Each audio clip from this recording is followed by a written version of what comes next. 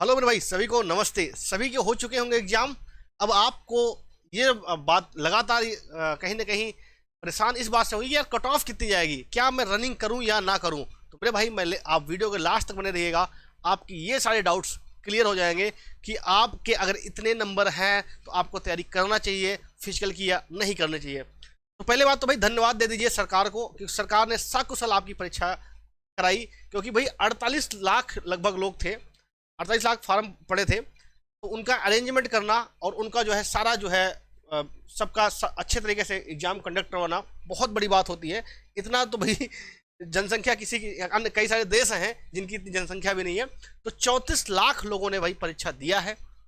अब इसका cut off कितना जाएगा उस पर मैं बात करूंगा, लेकिन कई तरीके पे मतलब कि जितने सी आपकी कट ऑफ का इफेक्ट पड़ेगा, कट ऑफ पर किन किन बातों का इफेक्ट पड़ेगा, उन बातों का भी मैं आपको रूबरू कराऊंगा। देखिए भाई 34 लाख लोगों ने दी परीक्षा, जिसमें से एक पद के लिए कितने 56,000 पद, 56 अभ्यर्थियों में मुकाबला। अगर आप कहोगे यार एक सीट के लिए 56 लोग हैं, मैं कहूंगा नहीं भाई 28 लोग को मानो। आप कहोगे कैसे, आपको ही पता होगा 34 लाख हैं। अब मैं आप कहीं ऐसा मत मानिएगा। अब सच बताऊं तो मैं जो हमारे सब्जी देता है ना भाई, वो भी 31 तारीख को नहीं आया। तो हमने पूछा क्या भाई सब्जी देने काहे नहीं आए। उसने बताया कि भैया हमें एग्जाम देना था। हमने काहे का बोला, पुलिस का, ये नोएडा में हमारा सेंटर था। हमने कहा वाह भाई। तो भाई वो भी नहीं देने आया मतलब कि 34 लाख में अगर आप देखोगे तो आधे लोग ऐसे। हमने कहा तैयारी वैयारी किया था, बोला सर हम तैयारी नहीं किए थे, लेकिन हाँ इतना तो हमको कुछ आता ही है कि हम 50 मतलब कि 50 क्वेश्चन कर ही ले गए हैं, शाबाश। तो मतलब 34 लाख में अगर आप देखोगे तो लगभग 50% लोग ऐसे थे जो बिना तैयारी के थे। हाँ लेकिन कहीं होता नहीं कि भाई फॉर्म आया है यूपी पुलिस का कांस्टेबल का, फॉर्म भर दो। तो लगभग 50% बच्चे ऐसे हैं जिन्होंने बिना पढ़ाई किए आराम से जो है पेपर देने चले गए। तो अगर 34 लाख में देखो तो बच्चे कितने आपके, लगभग 17 लाख। 17 लाख बचे तो मतलब क्या, एक सीट पे सीधे सीधे अगर आप बात करोगे तो 25 से 28 लाख, 25 से 28 लोग जो है एक सीट का मुकाबला बनता है मेरे भाई। ठीक है, जो देखो सीधी बात है। अब पहले एग्जाम होते थे कि आप फॉर्म भर दो और पेपर देने चले जाओ, जब इतना सुविधाएं नहीं थी लोगों के पास, इतना टेक्निकल चीजें नहीं थी कि घर पे बैठ कर तैयारी कर सकता है, तब होता था उस जमाने में। लेकिन अब जो है अगर ऐसा कोई भी नहीं होगा जिसने तैयारी ना की हो उसका सिलेक्शन हो जाए एक भी, या फिर वो अलग ही बात है, वो जमाने चले गए भाई, या तो उसकी सेटिंग हो। ठीक है, तो मेरे भाई ये सारी बातें रही। 72, अगर आप एवरेज मार्क्स देखोगे तो ये आपका डाटा एक निकल के आया है मेरे भाई। अगर आप देखोगे तो लगभग आपको पता है 5 दिन हुआ था, 23, 24, 25, 30 और 31। 5 दिन आपका एग्जाम कंडक्ट हुआ था। उसमें से एवरेज मार्क्स अगर आप देखोगे सबसे कठिन जो है आपका पेपर माना गया है 30 अगस्त फर्स्ट शिफ्ट का, अगर उसका देखा जाए तो। अब आप कहोगे सर आप मुझे ये क्यों दिखा रहे हो। तो मेरे भाई मैं आपको इसलिए दिखा रहा हूँ क्योंकि अभी जो आपने अंक निर्धारित किया होंगे, जो आपके क्वेश्चन सही होंगे उसके लिए आपने 2 नंबर जोड़ लिए होंगे, और जो आपके क्वेश्चन गलत होंगे उसका उसका आपने आधा नंबर घटा दिया होगा। ये करके आपने अपना स्कोर निकाला होगा, और उस स्कोर को भी हम कहेंगे रॉ मार्क्स। अब आप कहोगे सर जी ये रॉ मार्क्स क्या होता है। मेरे भाई रॉ मार्क्स, क्योंकि आपका अगर एग्जाम एक ही पाली में कंडक्ट होता या एक ही दिन में होता तो वहां पे नॉर्मलाइजेशन नहीं होगा। अब आपके मार्क्स का नॉर्मलाइजेशन होगा।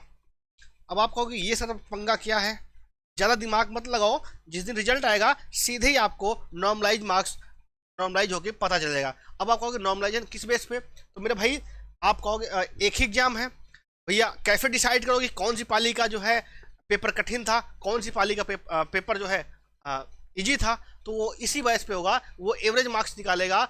अब जैसे इन्होंने एवरेज मार्क्स निकाला तो इसमें क्या है, 30 अगस्त का 92 नंबर है, मतलब ये माना जाएगा कि 30 अगस्त का फर्स्ट शिफ्ट जो है कठिन थी, तो इनको जो है एक एवरेज निकाला जाएगा, उसके बराबर लाया जाएगा। मतलब क्या, 30 अगस्त वाले के बच्चों का नंबर बढ़ाए जाएंगे। और यहाँ पे देखोगे तो 24 अगस्त फर्स्ट शिफ्ट का 102 नंबर एवरेज मार्क्स आया, 102। तो इसको क्या किया जाएगा भाई, 102 क्वेश्चन है भाई, सॉरी मार्क्स नहीं है, मैं क्वेश्चन पे कट ऑफ निकाला हूँ। ठीक है, तो ये क्या किया जाएगा 102। तो एक यहाँ पे क्या जाएगा 102 क्वेश्चन, मतलब कि ये जो पेपर इजी था, इजी रहेगा तो मतलब क्या हुआ, इनका जो है नंबर कम किए जाएंगे। ठीक है, इस बिहार पे आपका नॉर्मलाइजेशन होगा, और लगभग नॉर्मलाइजेशन में 10 से 15 नंबर का वेरिएशन होता है। जैसे एसएससीजीडी में अगर आप देखोगे बहुत सारे बच्चे एसएससीजीडी से जुड़े हैं, लगभग वहां पर भी इतना ही वेरिएशन रहता है। इस बार यहाँ पर भी रहेगा, क्योंकि यहाँ पर क्या है 300 नंबर की बात है मेरे भाई, 150 क्वेश्चन है आपके, 300 नंबर है मेरे भाई, ठीक है। और वहाँ पे एसएससी जीडी के 160 ही क्वेश्चन होते हैं। अब आइए आपका एवरेज जो है आपकी कट ऑफ क्या रहने वाली है। अगर आप देखोगे, अगर आपके इतने क्वेश्चन सही हैं, सब कुछ कट्टम कुट्टा खेल के, अगर आपके इतने, ये मार्क्स नहीं है, क्वेश्चन है, अगर आपके इतने क्वेश्चन सही हैं तो ये आपको मैं कहता हूँ फिजिकल की तैयारी शुरू कर दो, क्योंकि अभी आपको नॉर्मलाइजेशन नहीं पता है। अभी आपको नॉर्मलाइजेशन नहीं पता है। नॉर्मलाइजेशन पता नहीं है तो हम नॉर्मलाइज मार्क्स पे कट ऑफ भी नहीं बना सकते। अभी आपका ये रॉ मार्क्स है, रॉ क्वेश्चन है। अगर आप, ये मेल का है भाई, ये फीमेल का है। अगर आप जनरल से हो तो 100 क्वेश्चन के आसपास, ये बता देता हूँ +-2, मतलब कि 102 से लेके 98 के बीच है भाई, +-2 चलेगा। अगर अगर मुझे सब कुछ आता ही होता तो मैं यहाँ थोड़ी होता भाई, एग्जैक्ट ही बता देता भाई। कहते ना भाई, अनुमान है, फिर से मैं कह दे रहा हूँ, ये अनुमान है भाई, ठीक है।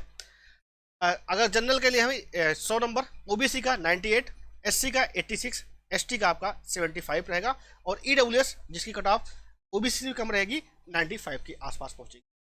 जनरल फीमेल की बात करोगे 95, अगर महिलाओं की बात करोगे फीमेल ओबीसी का 93, एससी फीमेल 78, एसटी फीमेल 65 का रहेगा, और ईडब्ल्यूएस फीमेल 90 के आसपास रहेगा। मेरे भाई देखो, हो सकता है बहुत सारे बच्चों को कमेंट आया कि भाई ये गलत है, क्योंकि मुझे पता है अगर इसमें आपका नंबर आ रहा होगा तो आपके लिए कट ऑफ सही है, अगर इसमें आपका नंबर नहीं आ रहा होगा तो आपके लिए कट ऑफ गलत है।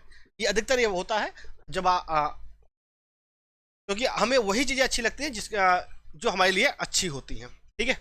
आपके नंबर कितने हैं, आपका कौन सी पाली में था, आपको कमेंट क्या करना है, आपके मार्क्स कितने हैं, आपके मार्क्स कितने हैं, और आपका कौन से डेट का एग्जाम हुआ था, कौन सी शिफ्ट थी मेरे भाई, और आपका कैटेगरी क्या है। ये 4 बातें एक साथ कमेंट करके बताइएगा, हम आपको कमेंट करके और से रिस्पॉन्स करेंगे। और कोई डाउट हो यूपी पुलिस भर्ती के तहत तो उस बात को भी आप कमेंट बॉक्स में कमेंट कर सकते हैं। एक बात और ध्यान रखिएगा, आपका यूपी पुलिस का फिजिकल भी बहुत जल्द कराया जाएगा, आप देखिएगा बहुत ही जल्द आपकी तारीख भी आने वाली है। और कोई डाउट हो तो कमेंट बॉक्स में कमेंट करिएगा। मिलते हैं नेक्स्ट वीडियो में। जय हिंद, वंदे मातरम। और जिन्होंने अभी तक सब्सक्राइब नहीं किया चैनल को, सब्सक्राइब कर लीजिए।